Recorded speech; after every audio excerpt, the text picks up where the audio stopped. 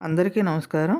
పరాభవనం సంవత్సరం అనంగానే ఎందుకండి ప్రతి వాళ్ళు అమ్మో! అంటూ భయపడుతున్నారు. పరాభవం అనగానే మనం తీసుకునే అర్థంలో ఆలోచిద్దాం. ఇంతకుముందు ఎప్పుడు ఏ సంవత్సరంలోనూ ఎక్కడ మనం పరాభవానికి గురవ్వలేదా ఏంటి? అసలు పరాభవం జరిగేదే మనలోని పట్టుదలని, ధైర్యాన్ని పెంచటానికి. పరాభవం అంటే కేవలం ఓటమి, అవమానం కాదు. ప్లస్ అభవ. పర అంటే పరబ్రహ్మ లేక పరమాత్మ.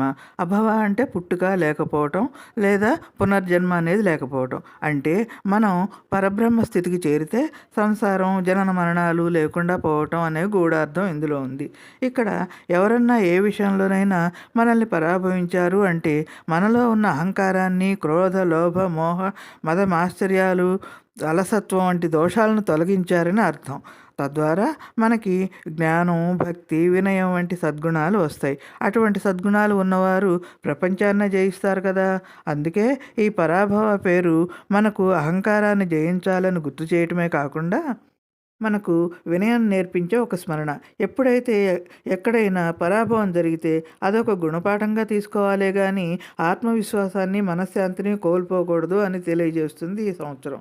మనలోని అహంకారం పరాభవానికి దారితీస్తుందని, పరమాత్మను ఆశ్రయిస్తే మనలో ఉన్న లోపాలు పరాభవం చెందుతాయని, వినయం మరియు ధర్మం మాత్రమే నిజమైన విజయాన్ని ఇస్తాయని ఈ సంవత్సరం బోధిస్తుంది.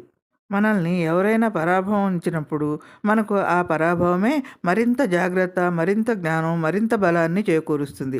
అంతేకాకుండా మనలోని అహంకారం, చెడు గుణాలు పరాభవం చెందాలి.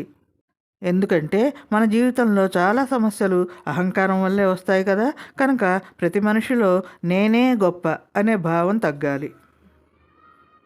మనలోని భక్తి, వినయం, సహనం, మంచితనం, విజయం సాధించాలి అని ఎవరికి వారు దృఢంగా సంకల్పించుకోవాలి. అహంకారం ఓడిపోయినప్పుడు మనిషి నిజంగా ఎదుగుతాడు. ఇదే పరాభవనామ సంవత్సరం మనకిచ్చే సందేశం. పరాభవం అనేది మనలోని చెడు లక్షణాలకు మాత్రమే రావాలి.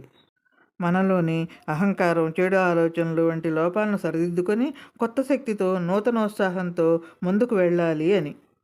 పాత పద్ధతులు పోయి కొత్త పద్ధతులు వచ్చే, కొత్త ఆలోచనలు పుట్టుకొచ్చే కాలం ఇది.